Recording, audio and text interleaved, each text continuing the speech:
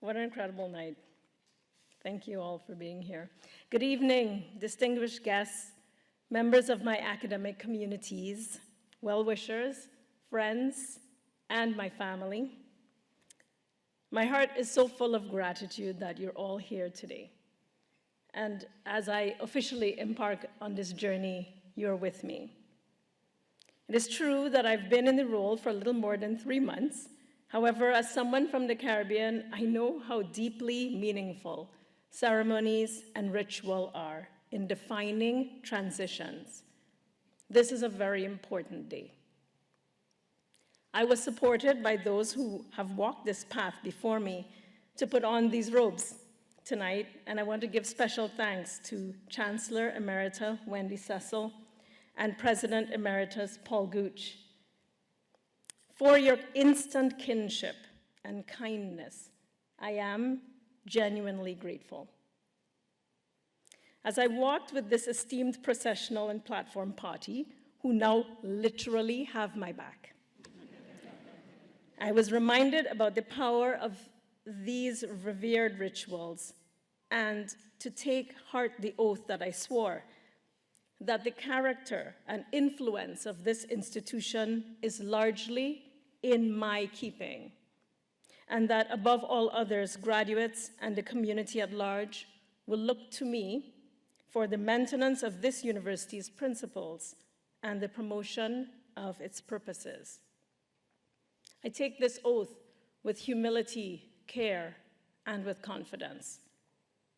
These regalia also serve to remind us not only of enduring traditions of learning, but also about the transformative effect on the wearer of the robes and on the audience. In some ways, it reminds me of my beloved carnival traditions in my native Trinidad and Tobago. Trinidad Carnival began as Camboulé in the late 18th century. Victoria University received its charter in the early 19th century, a complicated and fascinating interweaving of timelines. In donning the costumes and masks of Carnival, the community comes together to perform a transformation and to reconnect with our shared and historical desire to produce something of our own. Something magical, said Principal Hiran Kim Craig. For a period of time during Carnival, it feels like barriers are broken, perhaps through the powers of wearing a costume, and we intuit that the world's possibilities are at our fingertips. What in normal times feels fantastical during Carnival is real and alive. In theatrical terms, there is a suspension of disbelief in all who participate. In psychological terms, there's often a breakthrough, a re-understanding of something deep within. Today, I have that same feeling, that no barrier is too high, no possibility unexplored, that this call to serve fulfills a purpose deep inside me. Today, I hope that you share my feeling that together, anything is possible. I left a thriving career as a business consultant to return to academia 16 years ago. Among other things, I wanted to fully live my enduring belief in the power and the promise of learning and discovery, my passion for higher education and for research. During their time here, I hope our students can harness a belief that things that may seem really out there are within your reach. And it is our goal to provide an environment that supports this reach. For me, that is what I'm celebrating today. Perhaps without a carnival headdress, this will have to do. But I'm deeply, deeply honored to be wearing these robes and to have the privilege of calling you my colleagues and friends on this journey. Central to the reverence that we bestow on academic transitions since the Middle Ages is a promise that knowledge is passed on through generations, from parent to child, from tradesperson to apprentice, from teacher to learner, and learners who can then pass on their knowledge to everyone else. I'm grateful for and acknowledge the work of my predecessors at Victoria University for passing on such an incredible legacy for me to continue. In particular, I'd like to thank President Robbins and everyone who worked on the Student Center's strategic framework for Victoria University. It was launched in 2021 and provides us with an abundance of opportunities to shape our future that is anchored in the framework's 4 key pillars. The first pillar is belonging, meaning we will build and foster a strong and inclusive community. The second pillar, encountering, means that we will sustain an inspiring sense of place on this beautiful campus.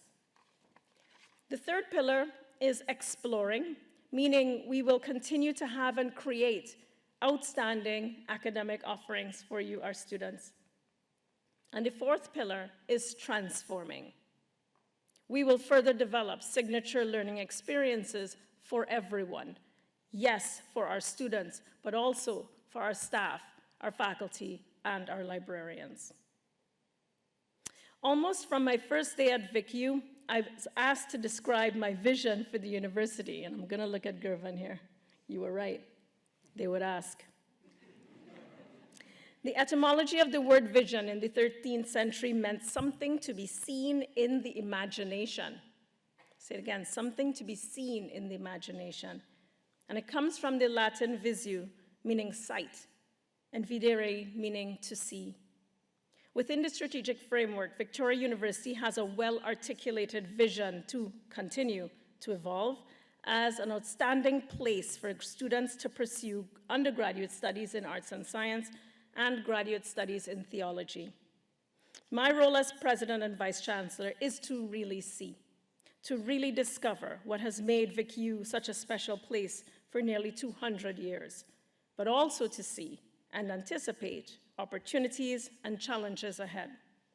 For example, to prioritize mental health for our students and staff, to contribute to our planet's wellness, to work with the Board of Regents and the senior administrative management team to determine the best risk versus reward ratios, communicate and implement the activities to bring the plans to reality, and in so doing, chart the best possible path for the university in years to come. I played competitive chess in high school. Yes, I was always a geek. So naturally, I enjoyed the recent movie, The Queen's Gambit. Chess players know that the Queen's Gambit is less of a tactic to trip up opponents, and it's actually more about choices. Choices, hopefully, for the long game. To make choices in times marked by turbulence requires another type of vision. It requires insight, or what Northrop Frye termed double vision. Frye offered the thought that whatever we perceive is a part of us and forms an identity with us. In other words, we're not really perceiving until we recognize ourselves as part of what we see. In this way, the vision that I collaborate with the Vic community to construct and the choices that I make are also self-referential. In a literary sense, I now see myself in this with you. Over the coming months, we will embark on an exciting project that takes us even deeper into the 4 pillars, and we will build an implementation plan that allows us to hone in on clear deliverables to serve our students. I envision animating, and that's a new media pun right there. I envision animating Vic's ambitions, dreams, goals, and values through the activities that we choose. Sometimes the Queen's Gambit is accepted, and at other times the Queen's Gambit is denied. Black King's pawn to E6. That's choices. I envision a VicU that is well known at home and abroad as a place where everyone can find a place.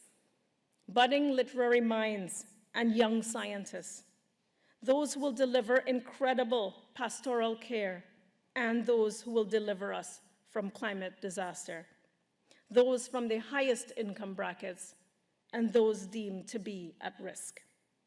I envision VicU where there is even greater consultation for and transparency in the choices we make. We will track our progress. We will measure our outcomes, including through data collection. We will communicate our momentum, and we will celebrate our achievements, sometimes Trini style, but one step at a time. As I embrace this energizing feeling that comes with new beginnings and being part of such a supportive community, it's not lost on me that we continue to live in challenging times, and we will need to navigate very carefully together.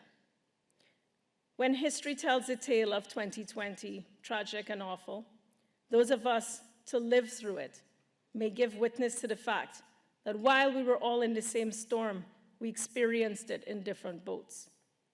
Some were actually in luxury liners, some in battered canoes, and still others were just holding on to debris. We must continue to be responsive to the needs of our communities who have been through so much.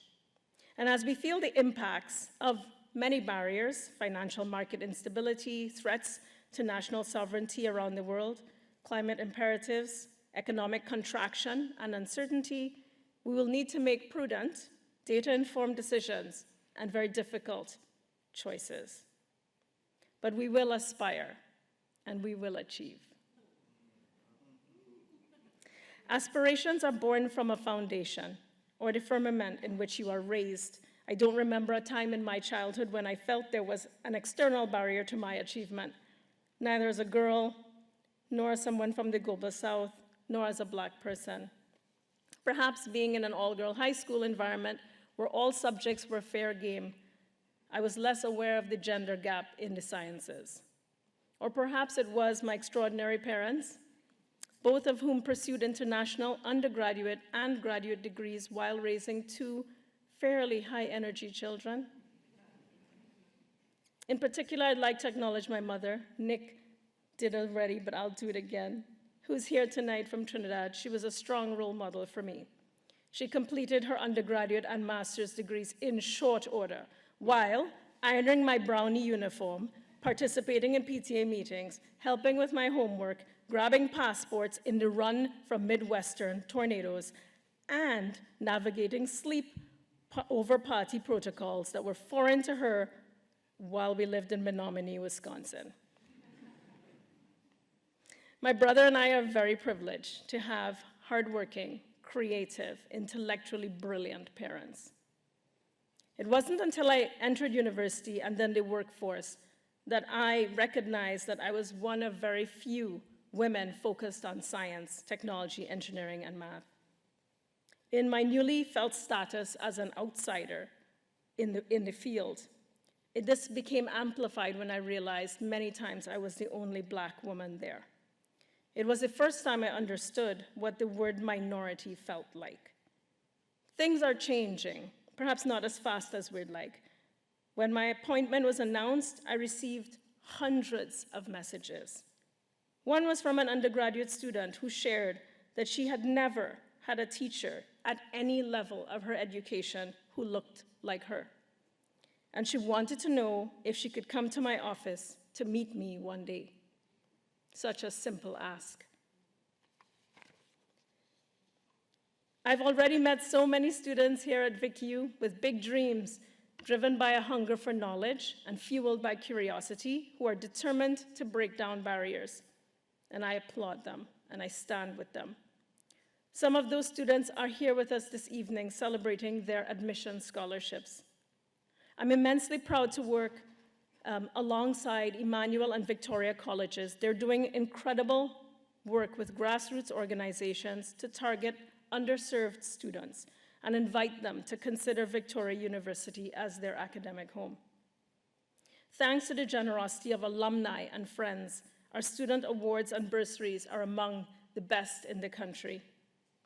Victoria University uses the word community very often to describe ourselves. It's a key characteristic on how we support learners and each other.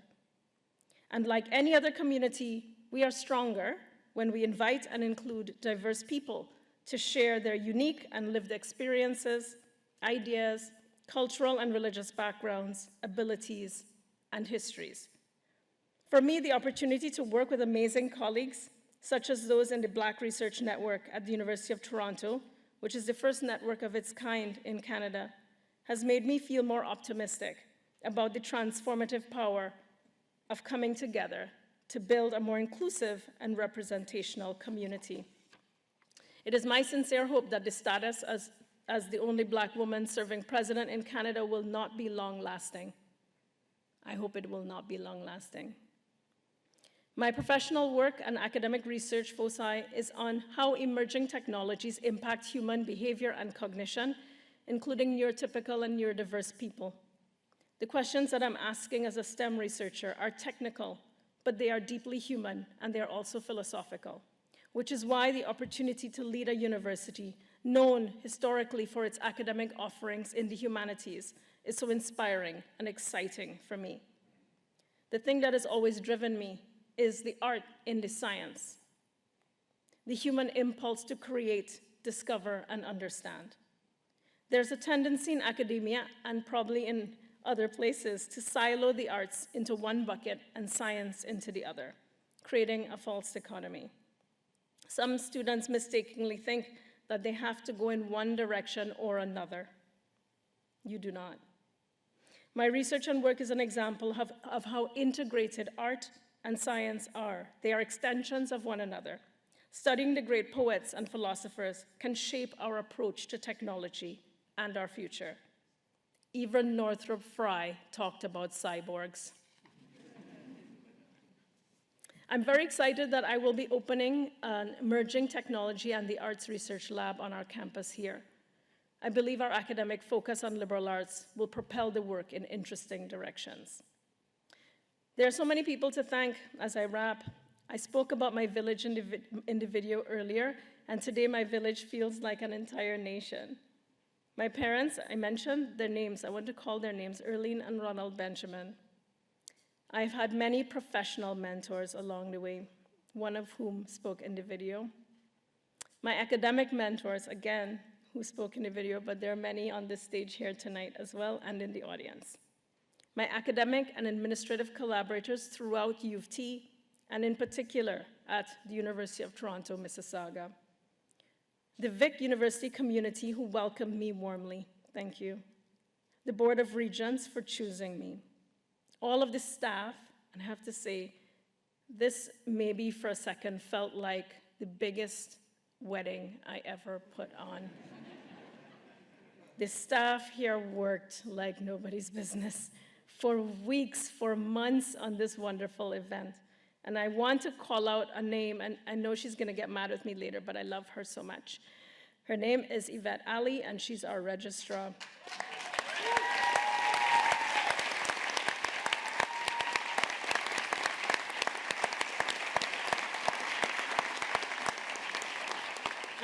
I told her I would do that, and she said, no, don't. But her leadership, her sheer willpower to push through every single obstacle, and the hard work of her team in producing this phenomenal installation. Our alumni community who gives so much back, and those two brilliant addresses from our alumni, thank you so much. But the alumni are the strength of this community, and I could not do this without you. I want to also thank our donors who make the awards possible for our students. It means the world to our students to be here. And of course, I want to thank our students. Some of you are here. Hi, Michael. I have a new student mentor, and I'm glad you're here. Importantly, I also want to thank my little family, our children, Lynn Tai and my son, Ash, in the front row. Thank you for challenging me to be the best person, teacher, and mother to you both. I love you more than you will ever know, and I will always be your biggest cheerleader. And for my husband, Stuart, today is our 20th wedding anniversary.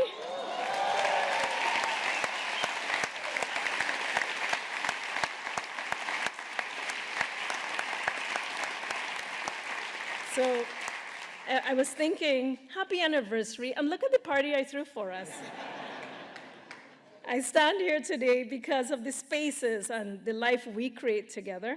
You're the best person in my world, and I'm so grateful that you're walking alongside me on this amazing journey. All the feels and all the love. Now is the fun part. The celebration doesn't really happen until we honor our incredible students. And many of them are here with us today. Historically, Charter Day provided an opportunity to celebrate scholarship winners from across Victoria University as a way to highlight student achievement, but also thank the members of our Vic community, including our donors who make the scholarships and bursaries possible. The commitment to making an educational experience at Victoria University accessible to all who seek it is entrenched in our culture, and we continue this important mission. Joining us this evening are students who are in their first year of study who received admission scholarships when they were accepted to Victoria College.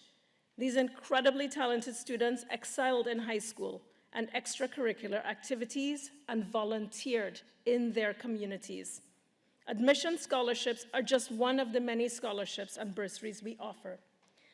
And thanks to the generosity of our alumni and friends who've made it possible to offer one of these awards and the best bursaries in the country.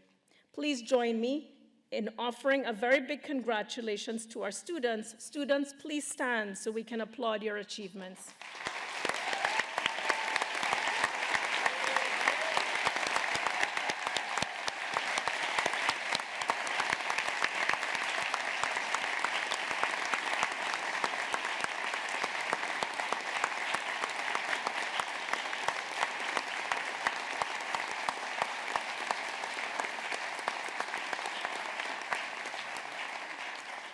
Thank you. You can sit. And thank you and good night.